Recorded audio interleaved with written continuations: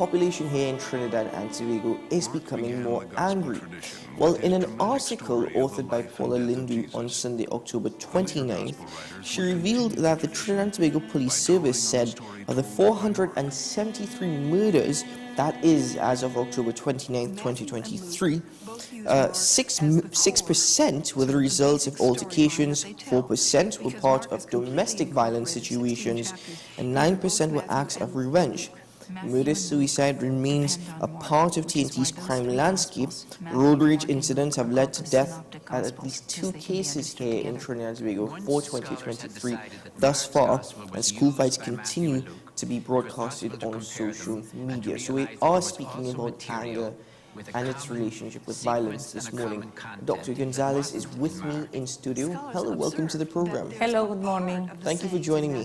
Thanks to you for the invitation. Anger is an emotional reaction, but people often perceive anger to be a bad thing. Is that true? Well, all emotions are positive according of in which context you use the emotion, right? So anger is an emotion that allows you to set boundaries in the case that you need to also protect yourself. The problem with anger is when you have exaggerated reactions according to the situation. Sometimes you need to be angry to defend yourself, but the way that you do it according to the situation is what will make the difference between positive management or negative management of the emotion. So sometimes it is about the response in terms of proportionality. Yes. For example, if I'm defending myself, anger could be seen as a good thing, but if it's overreacting to a situation, then it is perceived to be a negative. Exactly. So, for example, if you, let's say, have a wild animal in front of you who wants to attack you, right? And you fight, you want to fight, there is a normal reaction that you want to fight in a situation like that. But for example, if you have a violent reaction towards a family member who discusses to you about something that the person don't like about you, that is violence, that is a poor management of the emotion. Mm-hmm.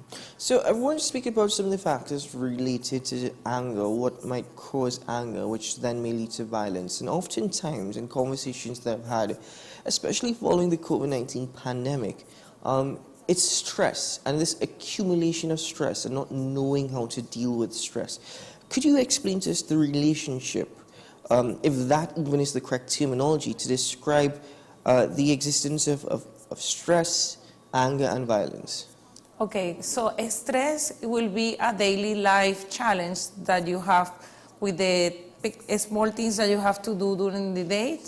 And there's a healthy stress because that keeps you proactive and motivated and give you enough energy to deal and to pass through the day, right? But there are circumstances that can lead to people to feel frustrated about situation that is happening to them. So in those scenarios, when people have poor coping mechanism or self-care mechanism to take care of themselves and to deal with those emotions that comes in the stress daily day, is when the anger starts to, it's like an accumulation of negative energy that will then the person like explodes. Yes. Yeah, so that will be the difference between stress and anger. But you also just mentioned that sometimes stress can be a good thing. Yes, because it can make you proactive. Proactive in the sense that, well, again, keeps you on your toes, keeps you going, keeps you pushing through. Yes. Okay, so then let's also take a look at another factor which may account of increased anger and perhaps violence, personal history, because we are speaking about various factors and we cannot pinpoint one individual to say this is that. But personal histories as well, that may vary, of course, in terms of trauma or experiences of trauma. Does that contribute to the accumulation of anger? Yes, when someone passes through a life-threatening situation that changes their vision of the people, the world, and themselves, they might react in situations that are not threatening as if they were threats. So it's a defensive mechanism to respond through anger. And also when some people react after an experience of trauma, but they are not self-aware of why they are doing that and how they are doing things. Domestic violence, a history of your domestic violence in your home is a risk factor to develop violent behavior, for example. Also, these school violence as well, bullying, discrimination, all those things can lead to trauma, and that is emotion that pile up, and when they come and you haven't learned any other way to solve problems, you respond towards what you really know, what is common for you. You grew up like this. Mm-hmm. Is that how the brain works, where in order to forget about something, I do not necessarily let it go. I'm storing it in my brain, and if something that triggers the memory once more comes up, then I would react, not knowing that this is what my brain has stored. Exactly. So it's memory is all a part of this as well. Yes, exactly. That is rather incredible, that it's a thing that I could have faced this a couple of years ago. I thought I forgot about it, but all of a sudden it's affecting me once more. Yeah. Does emotional intelligence also play a role in that regard? Yes, so some people respond violently because they don't know how to do best. So they basically don't know how to respond in those scenarios different. They don't have enough coping mechanism, at least not positive coping mechanism, the way that they deal with the situation. When you are emotionally intelligent, the first thing that you are skilled is in being self-aware. So you can identify your emotions and what situation trigger those negative emotions, for example, anger, right, or sadness. You are able to identify it, and when you are able to identify, it's easier to deal with those emotions, and then that comes with the self-regulation of the emotion, right, when you're self-regulation. And once you are able to manage your own emotions, you are better equipped to deal with other people's emotions, so you can be empathetic toward the person feeling, because you see beyond yourself. You start to be able to see about others, understanding that your behavior has consequences towards others, and also you are able to communicate effectively. And when you communicate effectively, it's most likely you will defend your point of view, but in a positive way, you know. How does one actually identify coping mechanisms? Or is that also specific? Coping mechanisms. How does one identify that? Or is that specific to an individual? Okay, coping mechanism is the way that people deal with different emotions, right? It could be positive or negative. For example, positive could be meditation, exercising, reading, breathing exercises, eating healthy, speaking to a friend, drinking enough water. And negative coping mechanisms could be violence, yes, the use of alcohol and other drugs. It could be like self-harming. So in your experience, in regards to TNT, would you say that given all the stress that citizens have accumulated, or it might even be a breakdown in societal factors, there may be other contributing factors, of course, are we becoming angrier as a nation, as a people? Well, I don't know if the word is angrier, but it's a fact that there's a lot of violent crimes lately.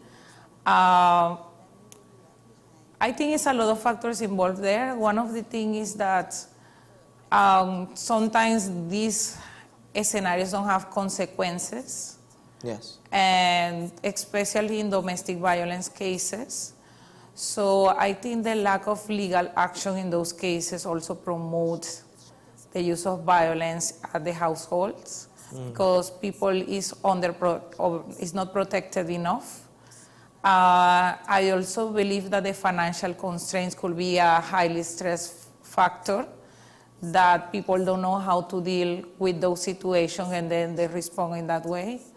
And also, something that is very critical these days is bullying, yes, at schools.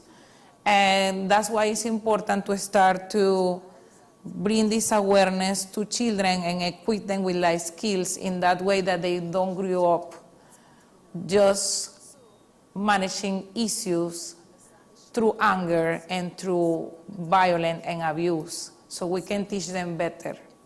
Now, by the way, Dr. Gonzalez was correct because the word isn't angrier, it's more angry. I made a mistake. Never use the word angrier. Grammatically, more angry is the correct word to use, but just a minor mistake. In respect to that as well, what you would have just mentioned as it relates to the laws, or even as it relates to awareness, would you associate that as environmental factors that contribute to what is taking place? And specifically the term environmental factors. Yeah, so basically you are saying that what environmental factors affect in the people's responses to anger? Yeah, for example, how, if the people, for example, in a society, start to respond with a specific way, that could be kind of contagious. So it's like modeling. Children will model from their teachers, from their neighbors, from their parents, and that will bring, you know, a whole line of aggression, because at the end of the day, people will want to defend themselves, and they will defend themselves with violence, again, with anger, and that will be passing through even generations and the generations. Dr. Gonzalez, that's a very interesting point that you made, because I want to step back for a moment and refer to coping mechanisms, as you mentioned. And it seems to me that society is using a lot more negative coping mechanisms. I don't know if that is entirely accurate, but that is what it seems to be. But in that regard, some people do not understand when to recognize that they're hungry, that they're sleepy, that they're thirsty. So how is it that they recognize that I'm adopting negative coping mechanisms? There are other positive means to deal with this situation. Yeah, well, listen to your body is something very important to develop self-awareness, because everything that happens to your emotions in some way will be reflected in your body. It could be with your heartbeats, your breathing. It could be that the movement of your hands, so is you sweat or you don't sweat. So one of the recommendations to develop self-awareness is listening to your body and see when different situations happen, how you react and what emotion comes after that. I also consider that it's important that people observe what are the triggers, like, because there's generally a pattern and a specific situation that will trigger those emotions. So in that way, you can start to kind of write your own journal of your experiences to start to develop that capacity to identify your emotions, right? And in terms of coping, what we have to do as mental health professionals in the public is to promote and speak about those alternative of mechanisms that people can use instead doing like abusive, mechanism. Mm-hmm. But again, Dr. Gonzalez, some people will actually get a rush out of anger, a rush out of even fear, some level of adrenaline which they tend to like. So they may see the anger, the frustration, the fear as something positive for them. How does one deal with that? Well, I will advise psychological support, because when situations reach to that point in someone, like position in life, that person definitely requires assistance from a professional, because those are things that have been developed and is in the person's mind, and the mentality of the person that really needs therapy is what I will recommend in those cases. Mm-hmm. Do some people actually, could they choose what to get angry at, or who to get angry at, or when to get angry? Could they just decide that? Well, if you think about emotional intelligence, you can choose what level of importance you will give it to certain situations, right? So, for example, I decide to not get upset about traffic, but I decide to get upset in someone disrespect me. So you can kind of choose what things you are going to give them the level of importance for you to be angry or not. And when we are talking about if we see in a negative point of view, I will say that even abusers decide who to get angry with. I don't know if you, you kind of get. Now, so then let's speak a little bit about solutions, because you did mention just now in one of your responses that you would advise individuals in some instances where they cannot consciously recognize that this is a bad thing, they may need to seek help. But that leads me to my question. If I cannot consciously recognize that this is a bad thing, or my emotional intelligence is not so much that I'm aware, how do I actually understand that I need help? Well, the feedback from families and friends is important. I will invite people to listen to others, because generally when we are displaying those behaviors, we have a response from our environment, right? From the people who is around us. So I will suggest also listening what is the people feedback about my attitude. I will say that is something important. Also, if you are constantly angry, if you are very sensitive, emotional about things, and if you, for example, have sleeping problems, if you have eating problems, if you start enjoying simple things in life, or you stop enjoying anything in life.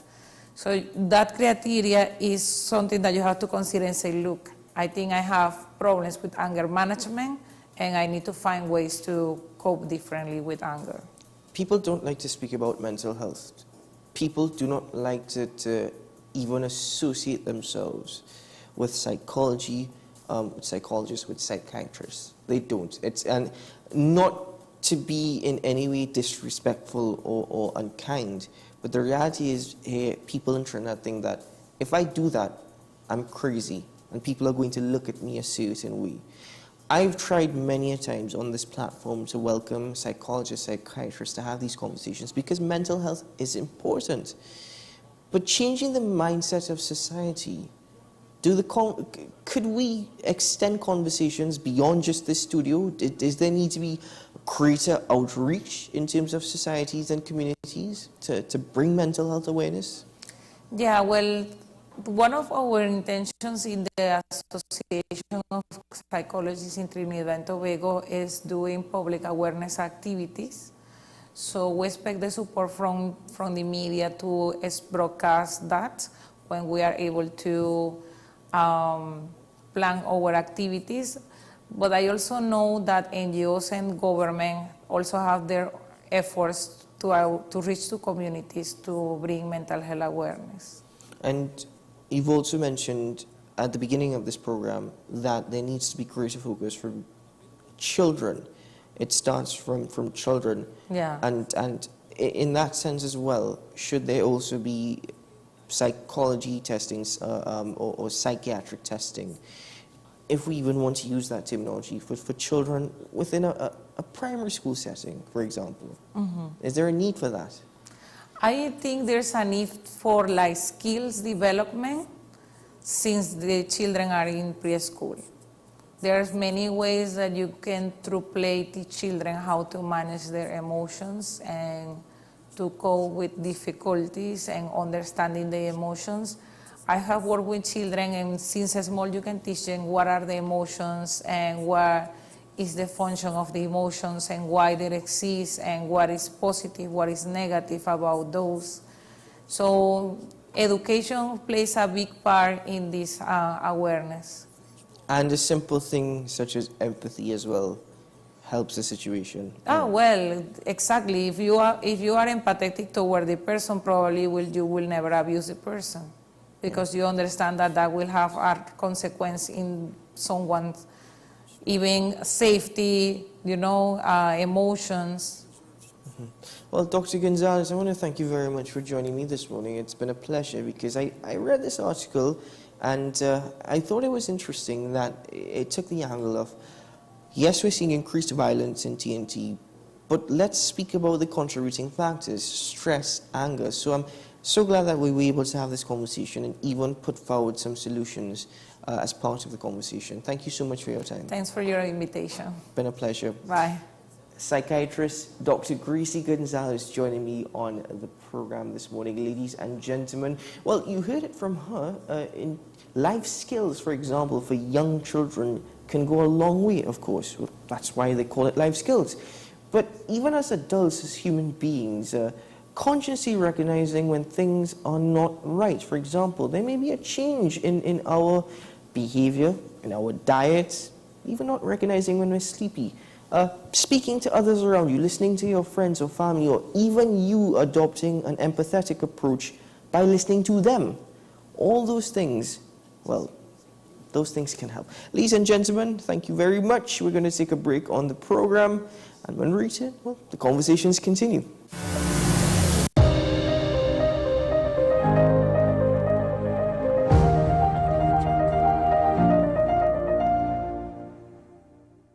Simon's Musical Supplies Limited. We are the specialist in new and used musical instruments, carrying top brands like Yamaha, Pearl River pianos, vinyl and Sabian cymbals, Remo and Evans drumheads and Fender guitars, just to name a few. Also a wide assortment of music books, pan and accessories. At Simon's, we service what we sell. Trust the leader. Call us now at 625-6412 or visit us at 20 Board Street, Port of Spain.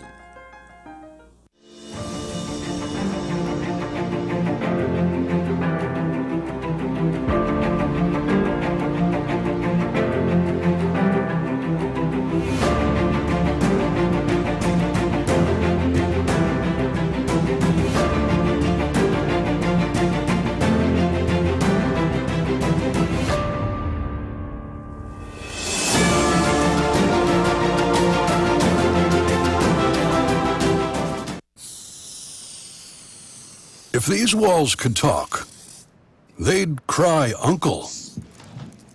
They didn't plan to become offices or yoga studios, but they've stood by us, even when we got a little stir-crazy.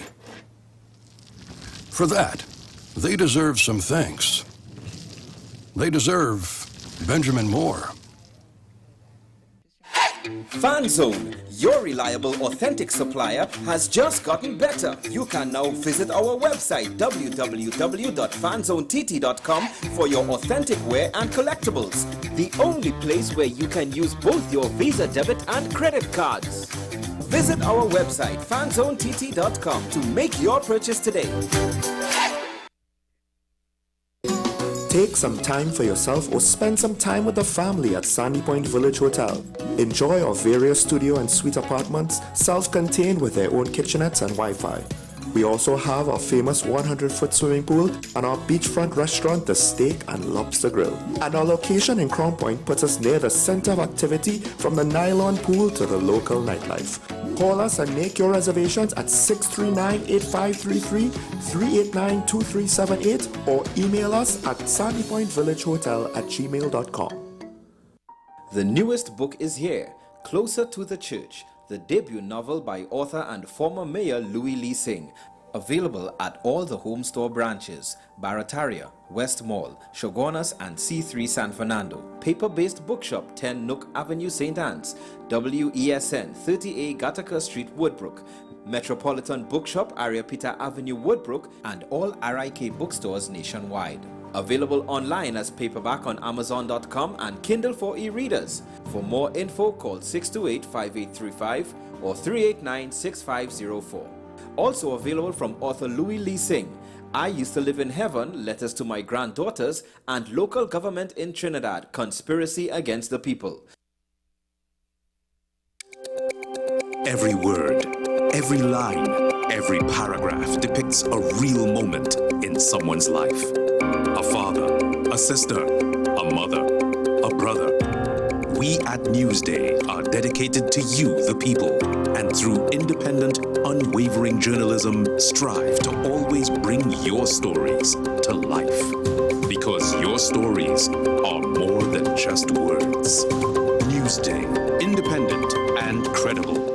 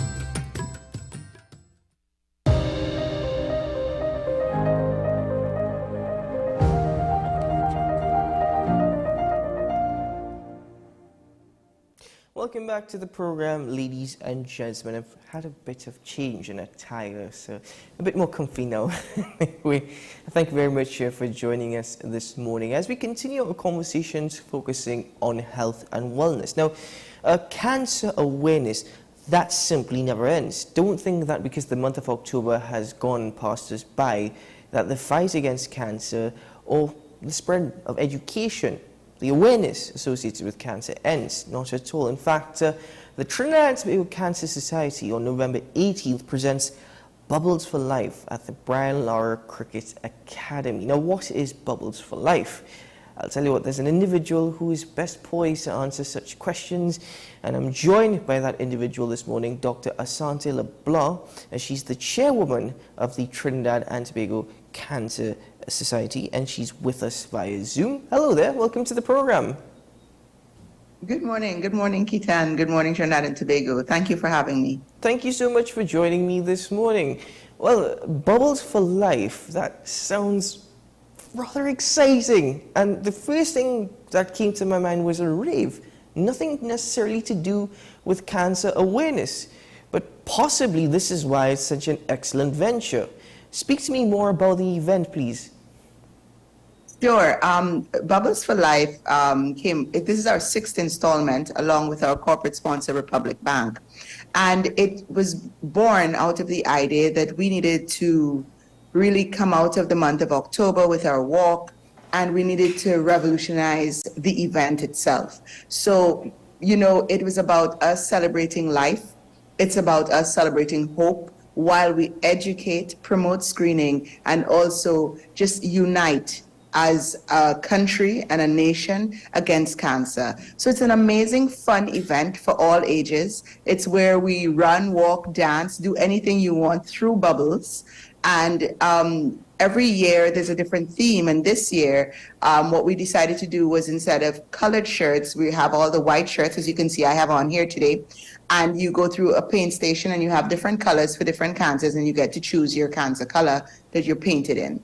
So it's really about us also getting you to exercise. It's because that's important for cancer prevention, which is lifestyle, but it's about coming together, the solidarity, and just being united against this disease as we raise funds to further promote screening, which is important for early detection in cancer. So let's actually focus on a couple of aspects that you just mentioned, because I think the activities is quite amazing. I mean, I'm looking at it and I've been reading about it, and it's very exciting. It's really piqued my interest. But I like the fact that you said, as part of awareness, we're not just sitting down and lecturing you. We're not just sitting down or handing out pamphlets or flyers. No, we want you moving. We want you actually involved, participating. Physical activity. I mean, you as a doctor, you yourself said, I always want people to focus on just keep moving. I've read your bio. You want to keep them pushing and keep them moving. In that sense, is that key to people becoming more aware, becoming more educated, the mind being stimulated about what is taking place in regards to cancer, not globally, but just here in Trinidad and Tobago alone? It's very important because cancer is, in fact, a lifestyle disease. And so it's one of the major NCDs, or non-communicable chronic diseases. And that's important because the lifestyle diseases, or NCDs, are the diseases that can account for the greatest amounts of death in our region, in the Caribbean and in Trinidad and Tobago. So cancer is not only about our genetics, it also involves our lifestyle.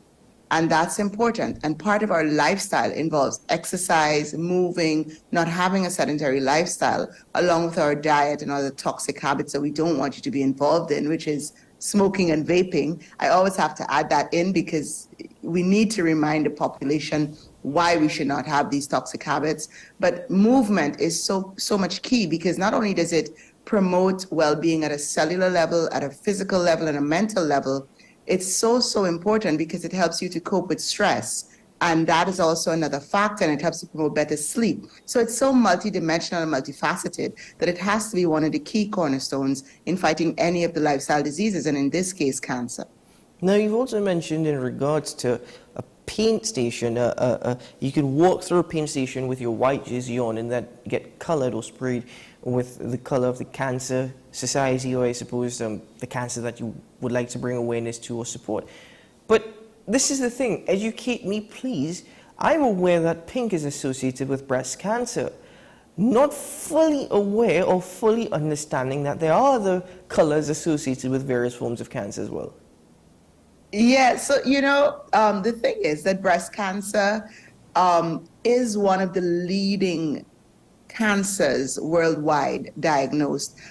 It accounts for the most causes of death in women, especially by cancer worldwide in Trinidad and in the Caribbean. So breast cancer, that's October got that fever and that hype, but then all cancers, each cancer has a color. And we actually, if you follow us on our socials and look at our websites, every month, every day, there's a certain cancer that is brought to the awareness and to the forefront. You understand? So for example, this month is Pancreatic Cancer Awareness Month, but next week, Thursday, is actually Pancreatic Cancer Awareness Day. So it's important to know that every cancer has a color, and that's important because they want the colors to represent each cancer, but also there's a color for all cancers. So it's not meant to be distracting. I think it's also meant to bring, dare I say, with the awareness, allow you to identify some more. For example, I have a friend who was diagnosed with sarcoma, and he's a survivor, and therefore this year I will represent him and his fight for sarcoma, which is yellow, and and that's also for childhood cancer. So we have so much that we need to bring to the forefront, because cancer should no longer be taboo. Cancer should not be a hidden secret in your families, in your friend groups. We need to bring that awareness. We need you to understand that there's hope, that it does not equate a death sentence, but we have to give you the pivotal points and elements for survivorship and for increased survivorship through screening, early detection, and healthier lifestyles. Now, I am aware that purple is associated with pancreatic cancer, but learning that blue is associated with colon cancer and yellow with childhood cancer, or as you mentioned, sarcoma, to be honest with you, even that alone was information I wasn't aware of before. So there you go, education alone taking place just by reading the flyer. But furthermore, this level of camaraderie, I like the term you just used, taboo. The level of camaraderie and solidarity that is sought after in an event such as this, is that key to breaking that taboo around the conversation of cancer?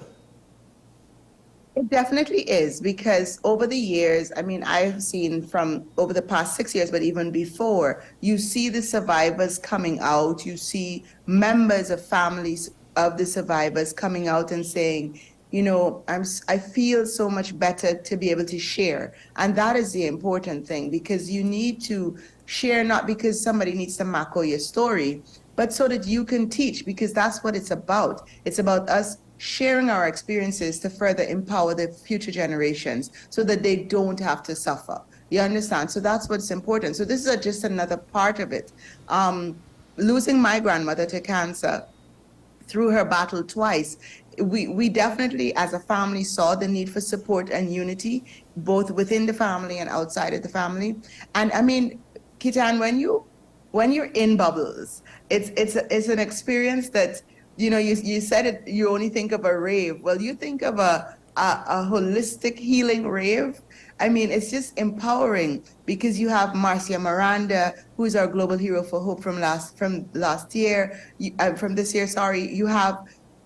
have so many powerful, empowering people, and just we come together in song, in music, in words, in exercise, and just in silence as well. And this allows us to laugh, to cry, to hug, to show that we're human, and also to show cancer that we will not allow this disease to defeat us. But it's also not just for the purpose of education and awareness. The funds raised from this help in the fight against cancer, because it allows for greater testing, and I think you mentioned that earlier, even in regards to treatment. Yes. So the funds we raise from our major fundraisers, so we have 2 flagship fundraisers, and this is one of them. And the funds that we raise go directly to our screening programs, and also in our clinic, our in-house clinic, and our mobile clinics. And, we have highly subsidized screening programs, which allows for equitable access to screening services across the country, despite your financial situation. So these funds go towards betterment of our equipment, it goes towards screening, and it's great thanks to corporate sponsors such as Republic Bank and our other sponsors that are also sponsoring in this event. But Republic Bank is our flagship sponsor. And it's just amazing what we have to do and what we can do, because we truly believe, yes, we get subvention from the government, but we have to do something so as to raise funds to allow for equitable access to screening services across Trinidad and Tobago. And there's also the best Bubbles for Life. I was about to say Best for Life, but it's Bubbles for Life Village. Tell me about the Bubbles for Life Village. You want me to tell you about Bubbles for Life? Tell me about that. Yes, tell me about the Bubbles for Life Village. Sorry. I was supposed to say Best for Life. I'm like, oh, it's Bubbles for Life. And you're going to Best Village instead of Village of Bubbles for Life. I'm like, where is Best Village in BFL? No, it's Bubbles for Life. So we have a village where we have sponsors there, and we have food on sale, drinks on sale. We have information. There are other health facilities, the other aspects of health that may be on exhibition and exposition. And so it's an amazing village itself. Last year I knew they had the bubble station for the kids and dare I say a bouncy castle, if I'm not mistaken. So there's something for everyone. And so it's an amazing, the village is there we start at 3 o'clock, the gates open at 2, and we go from 3 to 6. And the village is open all through the event. And then we have a little, the formalities in the beginning, and then we kick off the Bubbles, walk, run, dance, do whatever you want kind of event. And please note, it's not a 5K, but it's around the Brian Lara Cricket Academy loop. And then we back in the village where people relax, they meet up again, they have more fun, they take pictures, we have all photo ops. And again, somewhere where we can all come together, united against cancer, relishing in the fact and reveling in the fact that we made it. We are fighting for those that are journeying through this disease. I have another close friend who is battling. I have a cousin who's battling in Canada. So, no matter what, cancer will affect us. No. Whether it's family or our friends. So it's time for us to unite. And that is, in terms of unity as well, I know you mentioned corporate sponsorship. If corporate entities wanted to still get involved, this is on November 18th, it's just over a week away. Is there still time for corporate entities to get involved in this event? Yes, so they can contact us at 280-4536 or 280-3353, or they can email us at projects@cancer.tt and reach out to us. And we definitely welcome sponsors and also big groups of 50 or more. The deadline for the big groups, I think, is Friday, but we still have open registration for sponsorship and for big groups and individuals. Individuals, adults are 120, children are 100. It's just an amazing event. Don't miss it. I tell you, after one, you'll come to the rest. And it's a refreshing event. Not in North, it's in South, and I'm not Trini, so nothing against North, but it's time to explore the country. You were about to start a war this morning. I know. So I put that in so nobody says, "Oh my God." No. I'm totally unbiased. I love the country, but I find it's a different feel and a different vibe, and that's what we stand for. It's not against West cancers. It's not for the North Cancer Group. It's for the Trinidad and Tobago. So we are fighting for all. We are a national voice against cancer, and therefore we do believe in going all over the country. You have nothing to worry about. I think you are the epitome of unity. Cuban-born Guyanese mother of 5, chairwoman of the Cancer Society of Trinidad and Tobago, who almost started a war between North and South, but that's fine. She cooled it off before I continued. And just to clarify, if I wanted to participate and bring my family, and I don't have kids, well, I hope not, if that was the case, we just pay at the door. Well, you can, if we have shirts available on the day, yes, you can register on site. But also follow us on our social media pages, because we do have pop-up registration booths in different malls across the country on different days. But most times we do have a last-minute registration at the door, but we do try to close it off because, with the size of the T-shirts and et cetera, et cetera. But, please don't wait till last minute. Get yourself organized, plan for that outing, come out, let's unite together. I'll be there. Don't know if you want to meet me, but it'll be nice to see you. And, let's just walk, run, dance against cancer. Through the bubbles, let's do this together, Trinidad and Tobago. November 18th, the Brian Lara Cricket Academy, Bubbles for Life.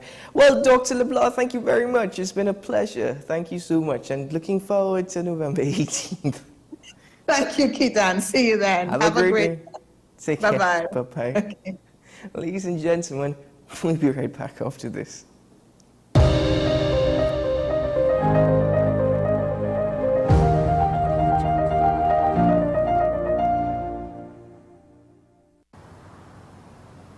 Bill and Ruth fell in love with the Benjamin Moore color Dry Sage, but they tried to match it using another brand's paint. I mean, it's close enough. Almost identical, really.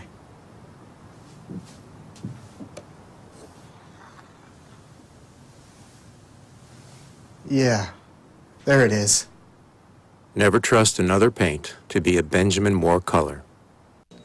What's the best way to grab the attention of viewers? Please exercise more patience. You have to be kidding me. Doing what we do best. I'll say at the very least it's a conspiracy of laziness against the people. Join me, Keaton Shaw. And me, Sean Michael Small, for Talking Point. Weekdays from 8 a.m. to 9:30 a.m. We go in-depth on the trending issues and engage the most controversial newsmakers as we get them to account to the people for their actions. You can't go to the government with nothing. You can't go to cabinet with an empty hand, with a wish. I'm glad that we're having this a sober, mature discussion. In the present situation, I expect a continuation of the chaos. Join us for the discussion, Mondays to Fridays, only on WESN, the content capital.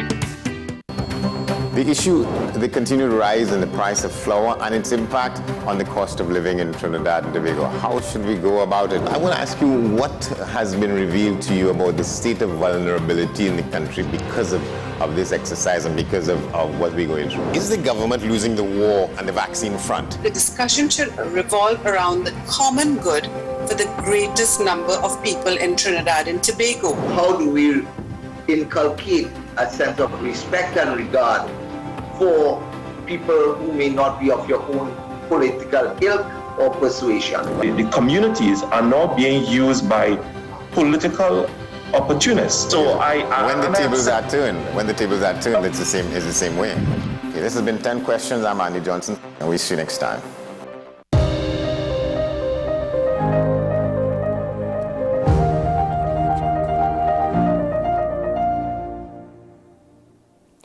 Welcome back to the program, ladies and gentlemen. Thank you for making the time to be with us this morning. Before we head for the next break, we have to get in some regional updates. And I'm starting with Barbados this morning. About 2 or 3 weeks ago here in TNT, the concern was about the proposed increase in electricity rates and terms by the Regulated Industries Commission. Now, actually, this is something that is being reviewed throughout the Caribbean. Antigua and Barbuda focusing on their utilities as well, particularly in water. We're also hearing of rumblings taking place in Grenada and Jamaica. In Barbados, there's already been the suggestion that electricity rates are going to increase again. Now, just bear in mind that in Barbados, almost every single household has solar panels. Bear that in mind. So the increased cost of electricity is not necessarily something that is going to affect everyone. But investments in batteries to stabilize the power grid in the Barbados Light and Power moves closer to its 100% clean energy goal, but this will result in an increase in the cost of electricity. This was revealed during a key development in the energy sector call. So let's take a look at this report coming from Barbados. To stabilize the power grid as the Barbados Light and Power moves closer to its 100% clean energy goal will result in an increase in the cost of electricity. This was revealed today during a key developments in the energy sector media call. Well, Wendy Burke was on that call and she joins us now. Good evening, Wendy. Good evening to you, Lisa. Well, Barbados Light and Power's top management met with the members of the media today via an online call where they highlighted some key developments in the sector. Among them, the fact that 30% of the island's electricity is now being provided by photovoltaic systems. Managing Director Roger Blackman says there are over 3,000 customers using RE systems and providing the power via the grid along with some wind power. Collectively, it represents about 13% of the island's electricity being produced by our customers via their renewable energy systems. And that is really quite a remarkable accomplishment and achievement, and puts us somewhere among the top 10 countries in the world, to put it in perspective, for solar PV penetration on the grid. So quite an accomplishment, and as a result, coming out of all of the good work that's been done over the past decade, putting feed-in tariffs in place and all of the stakeholders working together to move the industry forward. So a lot to be proud of in terms of progress. At the end of September, there was about 89 megawatts of distributed solar PV, so this is customer-owned PV, and a small amount of wind installed on the grid. Mr. Blackman says connections are coming on stream rapidly, but measures must be implemented so as not to destabilize the grid, and that's why they need BESS, battery energy storage systems. Is growing at about an average rate of around 2 megawatts per month year to date, so growing quite rapidly. I wanted to keep the momentum going because there comes a point as we work with intermittent renewables like solar PV and wind, where we need to put batteries in particular and other hardware, but batteries in particular on the network to continue the momentum. And so I just wanted to speak briefly about the steps that we're taking to keep the momentum going and to facilitate the continued growth of the renewable energy sector. And there's several investments that have to be made, including batteries, to ensure the continued stability of the grid. Key aspect of our investment plans going forward and part of the application under the CTR. But in addition to batteries, there's also devices like synchronous condensers and automatic generation control, all of which work together to smooth out the supply from renewable energy sources that are connected to the grid. So these are all critical investments necessary for us going forward. However, in order to make these investments, the power provider needs permission from the Fair Trading Commission for a clean energy transfer rider so they can import batteries. Director of Customer Solutions, Kim Griffith Tang Hao, says the rider, which now has guidelines given by the FTC, and they filed their first application on October 5th. She pointed out that the increase to customers would be over a 3 to 5 year period. For instance, in the first year, what we calculated, it will be around 2.5 cents per kilowatt hour. So for a customer, for instance, consuming 250 kilowatt hours a month, that would be an additional $5 a month on their bill. And I'll give you an example again. For a customer who uses more than that, maybe around 450 kilowatt hours a month, that would be an additional $9 a month in year one. The Customer Solutions boss indicated that this is not just about the company, but assisting the country.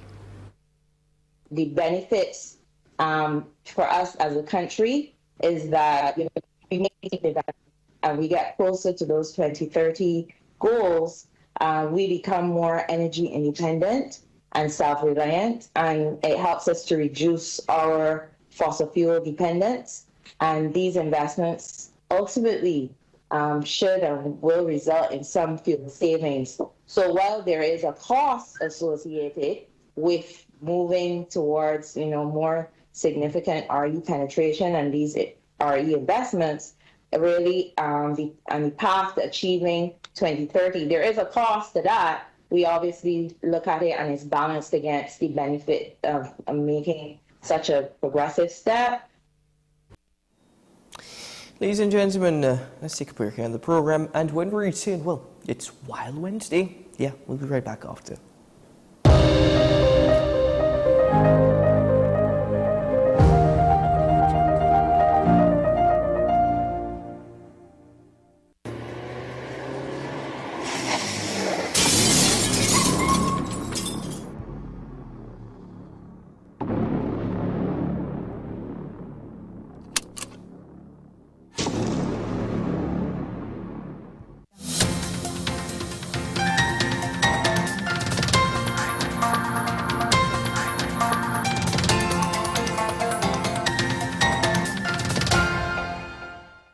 Here is the WESN News on the Hour. I am Sira Ali. Thanks for joining us. Here are the headlines.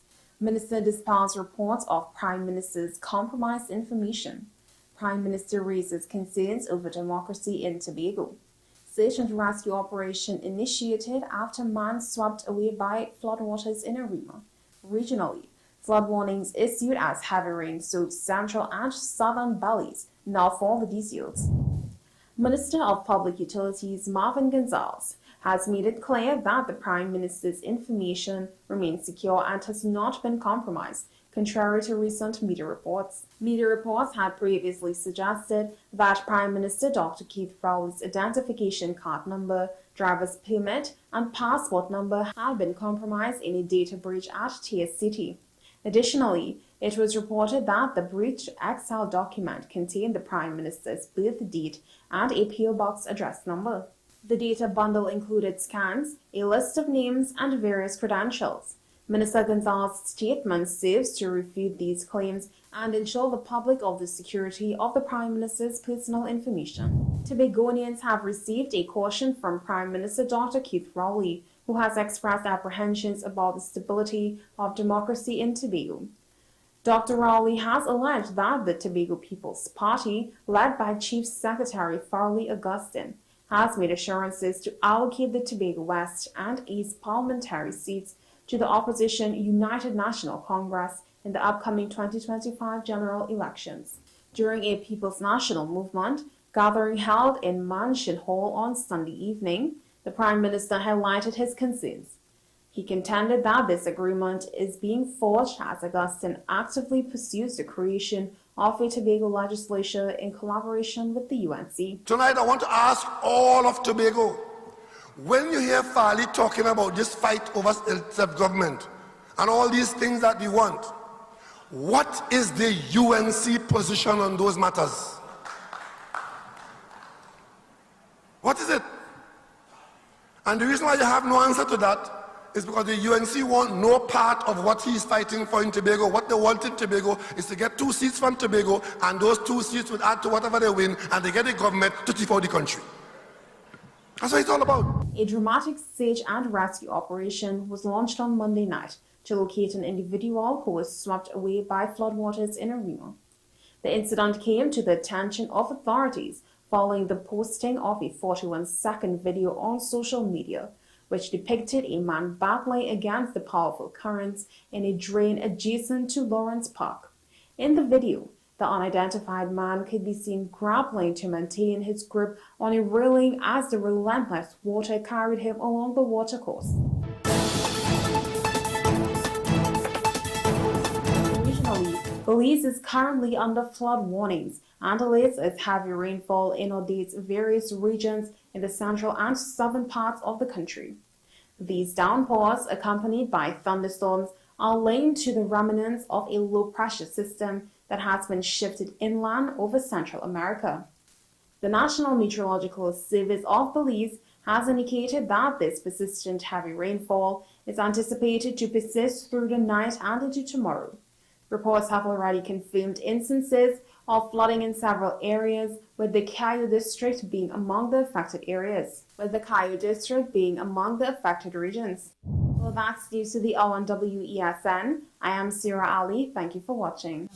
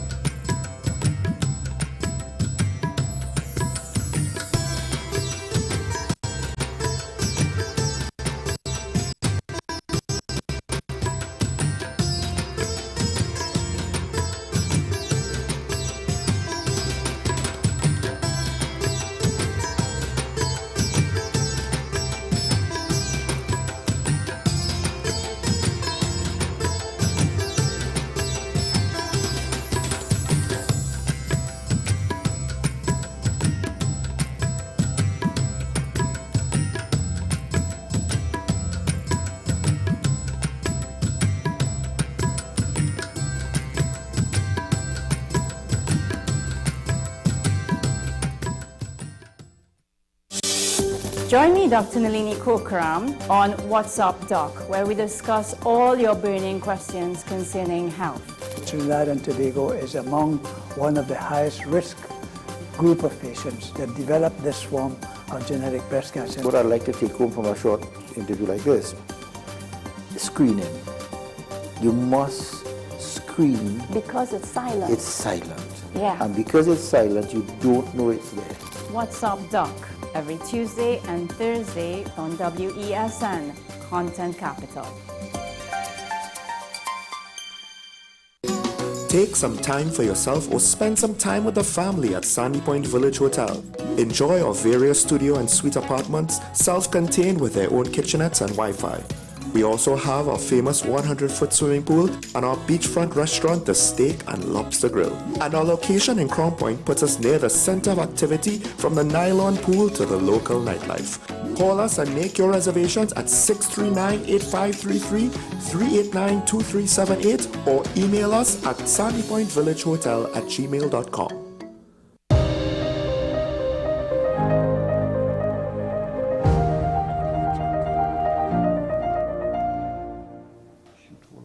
Welcome back to the program, ladies and gentlemen, and thank you very much for being with us as we get into probably my most fun segment of the week. The thing I look forward to most of the times is Wild Wednesdays. Yeah, and we have with us once more the man himself, the myth, the legend, Tarzan Jr. Actually, no, it's Ricardo Mead. Hello, Ricardo. Good morning, sir. How are you? I'm fine, thank you. I refer to him as Tarzan because he really seems to be one with nature. I don't know if Tarzan really was one with nature, a bit of a myth there, but you know, we have our local people who do understand and have fought for the environment over the course of many, many decades, and they're still out there, still fighting, and I'm here this morning with a very special guest, and you know, he feels a little all by himself, just, you know, kind of like a poor me one. What do we have here? Because the first reaction is, my God, he's absolutely cute. Yes, well, this is actually what Trinis call a poor me one. So we had on the show before the Matapel, Trinidad name for the lesser anteater, and now we have the pygmy anteater. So this is a poor me one. When Trini say a poor me one, this is what it actually looks like. It seems that they have even misrepresented this animal by calling other animals a poor me one. But this is the true, genuine poor me one, the pygmy or the silky anteater. And if we had sunlight, you'd have seen that lovely golden silky color on his back shining off. So that's where he gets his name, Silky. If you touch this guy, it's really like, you give it a touch there. Silky soft. My goodness, wow. Yep. Wow. So silky anteater or pygmy anteater. Trinidad is very fortunate. Caribbean island, and we have 2 of the 3 species of anteaters right here. Imagine that. But this is I'll be honest with you, I kind of need to become more versed with Trini jargon, because poor me one was a new term for me. I've actually never heard of it before. But this guy looks a pygmy anteater, which tells me he's small. But is this as big as he gets, or is he going to grow? This is a big guy. or big girl, she's a big one, that's usually their size. They usually literally can sit in the palm of your hand, as opposed to Cora, who was pretty big and, you know, still growing. So yeah, wow. And in that sense as well, what are the size of the young? The young are very tiny. In fact, we've had one before that had 2 young on it and didn't realize. You thought she was just a little fluffed up, and then you just saw the young sort of pop out of her bosom and just literally went back in to her. They hold on, just like the lesser Antita. They hold on to their parents, but that time she had twins. She had 2 of them. Wow, what is he doing here? Well, someone rescued it. It came from actually Marval. Oh, and they had it for a while, and she became concerned because could not get it to really eat properly. So it was emaciated, it was dehydrated.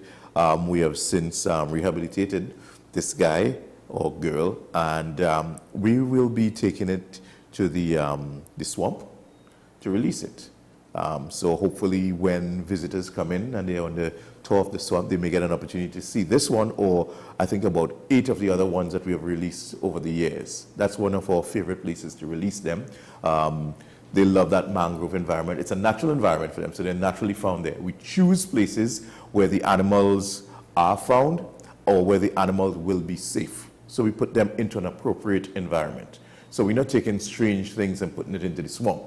There are a lot of people like, yeah, you can go and release snake in the swamp. No, it's not from there. You know, and all the people releasing cats in the swamp, no, they're not from there. So then what was he or she doing in Marval? Well, they would do swamps, forests, dry land, savanna. They are very adaptable. They inhabit quite a lot of different locations and environments. And the key thing there for them is food.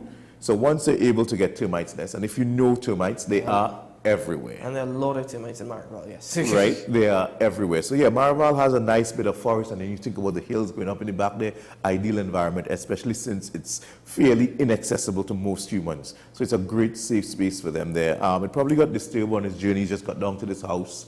And once it's in the house environment, a home environment, the dogs, the cats, the noise, so a lot of times they sort of become trapped, disoriented in that area. So they had it for a while and tried it on fruit. Yes, it will look at the fruit, it will go for the moisture and the fluid and so on, and even a bit of the sugar. But this is an ant eater. Tells you what it eats. I'm an ant eater. So it eats ants and other similar type animals. So it doesn't even eat all ants. Some ants excrete a very disgusting acid as defense, and that will not suffice for this creature who likes sweet. So you're saying, well, yeah, it have plenty ants by me. No, those kind of crazy biting ants and so on secrete this sort of liquid as defense, so this guy there will definitely not go after it whatsoever. So then I'm curious, how do you feed, because you're rehabilitating an animal, how do you feed an ant eater ants? Like you in particular, Right. in terms of, because we're not encouraging other people. These are wild animals, and as you just Yes. mentioned, it's not going to eat every single ant, so don't get carried away. But how do you actually feed this animal? Well, we have the same formula that we use for Cora, the Matapel, the southern Yes, tamandua. yes. So that involves us raising millions of superworms and mealworms, adding it into a particular animal formula, adding also certain fruits and vegetables to compensate and supplement. So it's a very natural, every single day that formula has to be made. Wow. Sometimes twice a day. Sometimes she has a day where she just like tilts the bowl over and licks everything off the floor, and then she's looking for more. So you have to go right back. Eggs and superworms, you know, and sometimes we actually we have to go out sometimes and forage for termites, the right types of termites to cut the nests and so on there. Almost lost a finger doing that already. Yeah, people see my thumb that is messed up there. I almost lost this is part of the job. This is what comes to the territory. People don't realize how hard termites nest are. And I was actually up there on a ladder chopping one off, and there was a cable running through it, and the cutlass hit the cable and just slid towards me and almost took my finger. And that was since February, and it's still... This year? Yeah, and it's still messed up. It's going to be messed up for a while until it goes through a couple cycles. So the job isn't always pretty and here, you know, the job is out there, you know, we have to, you know, we went after termites one time, and we had some other biting ants that literally just swarmed us, and it seemed like for days they were literally chewing on our bodies. So it's quite traumatic sometimes to try to get what the animals need for their interests. But that's what you have to do as a rehabilitator. If you cannot provide a proper accommodation, proper meal, proper nutrient, proper environment for the animal, leave it alone. And that's the thing, because I was about to say, this is even I find this animal, the pygmy anteater, very cute. I would very soft. So people will try to keep this as pets. Yeah, people have, and usually when they see it is on the decline, they would call me and say, I have an anteater and it's not looking so well. How long you had it? Well, I had it for a few days. And what happened? Well, we put banana and it'll lick it a bit there, but it's not really eating. And we try to put ants and it's not. The story is the same. We've had this story, you know, for 10, 12, probably 15 times. We've been lucky to release a few of them. Those are the ones that we were able to bring back, literally giving them fluids and so on, because they would not go and drink water. They would take the juices and the liquids from the animals they eat. So if they're not eating the animals, they're not getting the fluid. So dehydration sets in, and then the emaciation sets in, and then the animals just weaken. I've got one already in the box falling apart. But our worst case that gets me so angry, there was one, this little animal, someone took a shotgun. A what? A shotgun and shot it. So he had multiple pellets lodged in the body, and his tip of his nose was literally blown off. They shot the animal. Yeah, they shot it because this animal posed a danger. You're going into the forest to hunt or whatever it is you're doing, and you see this little animal on a tree. And this is part of the reason why they call it a pommy one. They usually stay like this. Most of the times you will not even see it moving. You have to be lucky to see it moving in the night. They just want to curl up and sleep. Very, very nocturnal. Wrap their tail around, that tail just wraps around, and they sleep. And if you do mess with it, you know, it can rear back, and with its powerful claws, it can give you a nice scrape and draw blood.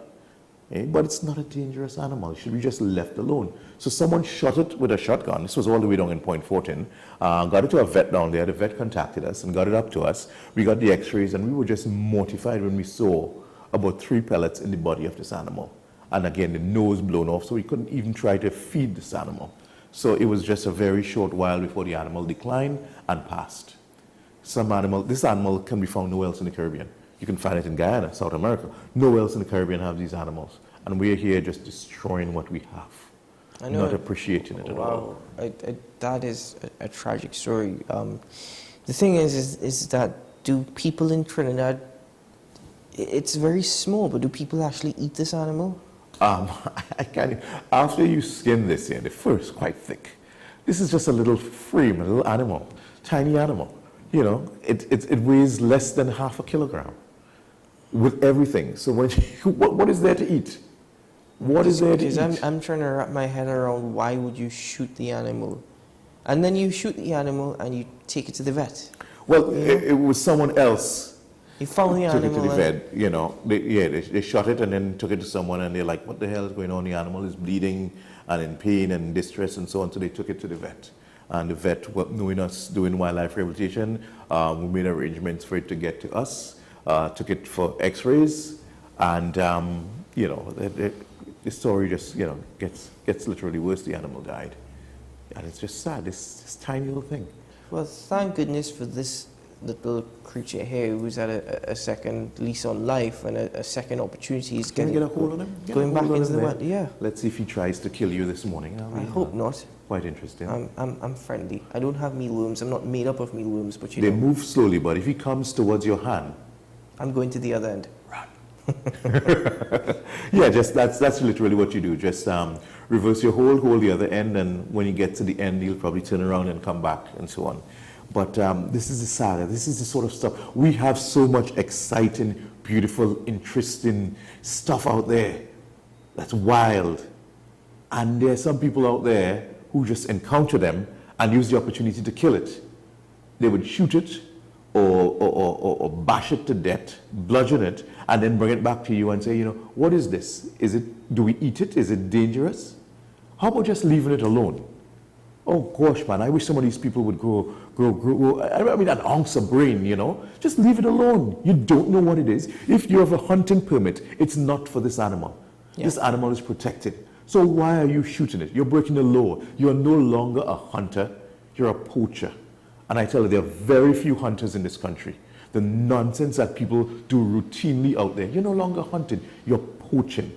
Okay, that is the fact. No matter how you want to paint it, there are a few hunters who would abide by the laws and so on, but many do not. You're going to shoot this animal, you're a poacher. You're shooting an ocelot, you're a poacher. You're shooting a red howler, you're a poacher. And it's just, it's so painful. You know, I sort of come on the show with a bit of anger because 2 days ago, a baby red howler, no bigger than that. A baby red howler? Yeah, it died in our care because it was shot, a shotgun. They shot the mother and the baby got shots to the head, shots to the back, broken leg, kneecap busted out, just shots all over. And we fought for a few days to get this animal going. It had to get painkillers, it had to get antibiotics, couldn't do anything for the blasted out foot, you know, and this animal was in pain every night there, had to go with us everywhere, take care of it there, and eventually just succumbed to its injuries. When we saw literally fluid from the air and so on, he had head trauma because they would have shot the mother up high, she would have fallen to the ground, her weight on him, could have hit a branch, a rock and so on there, and then someone was trying to take care of it and then reached out to us. So it was just very, you know, we get accustomed to doing this, but some cases just gets you so angry, you want to know. I don't think you can get accustomed to doing this. What on earth is wrong with people in this country?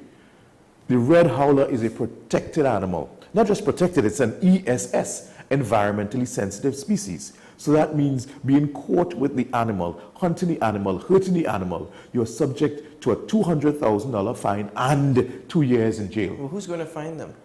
That's part of the problem down here. That's part of the problem, because I was trying to track down this so-called hunter. They claim they shot the mother by mistake. You take a shotgun, how could you aim shoot at a monkey. A red howler monkey too. Right, that's protected. Right, what were you planning to do with the red howler monkey? Eat it? Really? That is where we are? Man, I can't wait for Planet of the Apes next year to come out. It's like, yeah, get some of them stupid humans, because there's nowhere else to describe that level of stupidity. It is stupidity. Here, we are fortunate, the only Caribbean country, again, okay, outside of South America to have these animals, and then you have these people with much diminished mental capabilities just going out there and blasting everything because you have a shotgun or some sort of weapon or something like that there. It's just crazy. It's crazy. That's why I said, Ricardo, I don't think you can ever get used to that. I don't think you could ever get used to that at all. He looks like he's waking up a bit. So these creatures are nocturnal. They are? They are nocturnal. Yes, very much so. That's when things are quiet enough. Remember, he has a thick fur coat. Imagine him moving around with that fur coat during the hot sun. You know, so nighttime, quieter, ants are moving around, or, you know, and he can move around quietly and do his thing. They have very poor eyesight, but their sense of smell, hearing, pretty good. That's generally with anteaters, though. Yeah, yeah, a lot of, even the nine-banded armadillo, the tattoo. I remember being in Florida, and, you know, unfortunately I had a chance to travel and go abroad with some volunteers, and these animals literally came right up to our feet. They're wild. They came up to our feet. And it's only when we made a sound. And the funny thing is that we were around in a group looking at an anteater, not an anteater, armadillo, a tattoo. And one of our volunteers from Trinidad came outside and said, "What are you looking at?" And this animal just jumped into the air, bolted into the bush. And we were all cracking up. We were saying, "Oh my gosh, you know you're Trini anyway." Oh. They know what Trini, you know, that's why the accent, while you're watching, he was like, "Oh God, Trini," and he going in the bush. Everybody else was there quiet, he was mine. But once he heard that Trini accent, he heard curry and all this kind of thing, and he just took off. So I'm hoping to get, you know, so many more animals on this show to reach people and teach people. Many people have, again, don't know what a Pomi-1 is. I mean, that's not the proper name, but it's our local name. So when somebody say you're acting like a Pomi-1, you're just in a little corner by yourself. You know, I heard that from in school days. Look at him, he's been here this entire time. We're talking, and he's just like, he's not taking us on. He's just doing his business. He's just like, I'm living my life. Own little world like a Pomi-1. Cuddle up there like a Pomi-1. So the name, you know, a lot of time our names are quite appropriate. So in regards to this little creature and what we do here on this program, I think, and I really appreciate you coming here every Wednesday and educating the public and bringing these animals. So I think we're actually going to have to come to you now we're actually going to have to come to the wildlife sanctuary, and we're going to have to film a lot of, for example, the falcons and the falconry that you're doing, and the hawks. We're going to have to see them, the rehabilitation journey. We're going to have to see, the training that they undertake. Because I'm so glad that we can have these animals in studio.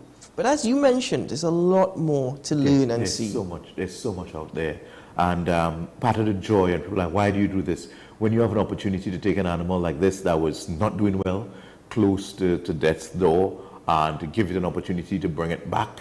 And then now the best part is once we get to the sanctuary, and we just literally take him out of the enclosure, put his stick up against the mangrove, and it's almost like they smell and they know what's going on, and they just climb into the trees and they just find a little spot and just cuddle up.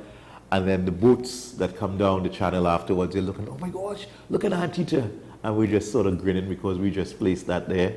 And the hope is that they continue to breed, multiply, propagate, go forward and multiply, so that many years from now, our country, our citizens and even foreigners can bring their foreign exchange here with an opportunity to see these animals with the ease of which a tour of the bird sanctuary So gives you. recently, Ricardo, a team from National Geographic was in Trinidad touring the... Yeah, it's one of the most amazing sights in the world to see the scarlet ibis come in. And the numbers are just amazing right now. And I remember going to Germany. I'm in Cologne, and I'm speaking to people, and they found my accent. He says, where are you from? I said, Trinidad and Tobago. She says, I don't know that accent. I've been to Tobago. We're looking at getting a nice little house in Tobago and retiring there. And Caroni, we love Caroni. Those birds was just amazing. I have to take my friend. And they're on the other side of the world. Know, love, and appreciate what we have here. And so many Trinis I speak, no, I've never been there. Yeah. I looked at them like, you need to become a Trini. I don't think so many Trinis appreciate what we have. I don't think they understand what we have either. Yeah. I don't think, because what you've said there, nowhere else in the Caribbean will you find a lot of it. You find them in South America, Yep. and that goes back to history, geographically, where we were part of South America at one point. Look at that. He's got reflexes, man. Yeah. But his prehensile tail, he won't fall. His tail is just going to keep him, But what we have here in TNT, we're very lucky. As you said, out of the 3 Art-eater species, we've got 2. Mm-hmm. I don't think... Right here. So many places, so many of my friends in the other Caribbean islands, when we do our posts and so on, like, oh my gosh, you have that there? You have that there? So for example, the scarlet ibis is also found in Venezuela. But what you have to go through to see it in Venezuela, you feel like if you're going on a National Geographic expedition, from plane and boat and possibly train and another train and a donkey ride and so many miles. Whereas you can land here in Trinidad in the airport, and on your way to the Hyatt or the Radisson, you can literally stop at Caroni, 4 o'clock to 6 o'clock, taking a tour, see all these birds, and continue on your life. Caroni. You're right, on the Caroni Sanctuary. It's just amazing. And there are a few times in the morning on my journey to work, I see a flock of scarlet ibis actually taking flights. And I'm assuming that they're leaving the swamp to go to feed in Venezuela. Yeah, they would do that, and disturbances cause them to literally flee. But the guys and the operators and the people in the swamp have been doing a great job protecting. That's why it's now called the Winston Nanan Bird Sanctuary, after Winston Nanan, one of the pioneers in terms of protecting this sanctuary. It was quite normal for normal people, top to bottom, to go there and just kill birds. And they got it to be protected. And then in '62, when we became an independent nation, we gave it to the status of our national bird, the national bird for Trinidad, which still doesn't make any sense, but we'll still go into that another time. We have 2 national birds. I'm trying to still wrap my mind around that. One for Trinidad and one for Tobago. Yeah, but it's one nation. Yeah, one nation. One nation. And so we have to say it's actually our island bird. A good point, actually. Yeah. It's our island bird. Yeah. By the way, have you ever heard of cockcrow 6 o'clock in the morning? Oh, I grew up in Mount St. George, Tobago. Oh, okay. So See, so now he's gotten onto my finger here, and well, right now he's being gentle, but if he decided to really hold on, I would literally feel it, He knows you're good, and he knows that you're By the way, before we leave, taking a look at movements, this is as fast as they get as well. Because as you said, yeah. You can move. When, many times we've had actually lots of calls for these animals. But what has happened is that, she's like, okay, I found it. I said, okay, put it in a box and secure it. Oh, it's in a box, it's really good. I said, ma'am, use lots of duct tape, lots of scotch tape, secure the box. Oh, I don't want to tape it up, he won't get air. I said, he'll get air. You can take a pencil and make about 4 holes on top.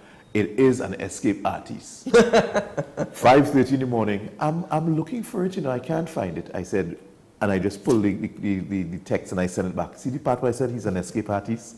Many times, we've lost about 6 of them. Oh my not us, but people had them with the intention of bringing it to us the next day. And I keep saying, make sure it's secure. Disappeared. And 5 out of the 6 times, they never found it. Wow. They never found it.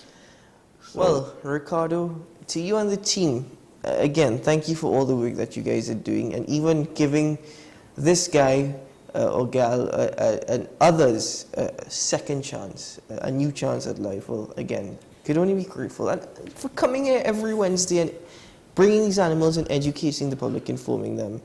I mean, as you said, a lot of tourists appreciate what we have. I think we as Trinis, we need to do a lot more. Yeah, yep.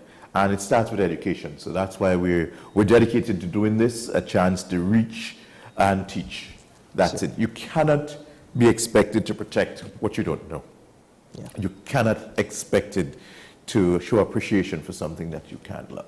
So we're giving people that opportunity, reaching and teaching one person at a time.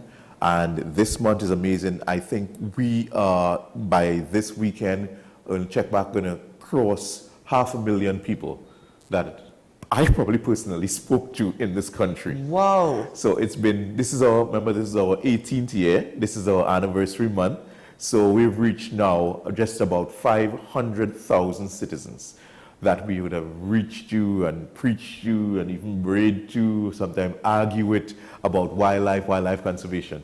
So we're very, we're stoked about that. We're pumped up, we're hyped up. So we have another 1 million and something, including the Venice, and we have about, another couple of 100,000. So we have some more work to do, and we're going to keep pushing forward. And thank you for the opportunity to come in here to expand our audience and reach people and teach them about our local wildlife. Well, thank you for allowing us to be a part of this journey. And no, folks, he's not playing dead. He's actually enjoying the cool desk. As you can see, his brain cell till is grasping back on. He's pulling himself back to the branch. Anyway, that's it for AM Prime. Thank you all for joining me this morning. I'm Keaton Shaw, and thank you to the El Socorro Center for Wildlife Conservation, for their team, and to Ricardo Mead, and to this little chap here for coming and joining us this morning. Have a great day, guys, and we'll see you again tomorrow. Bye-bye.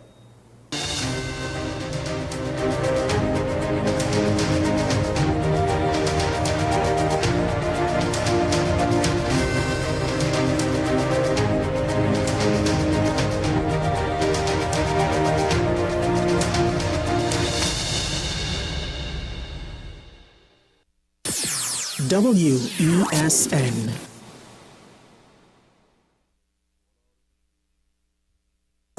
I'm Sean Michael Small, and we are WESN, the Content Capital.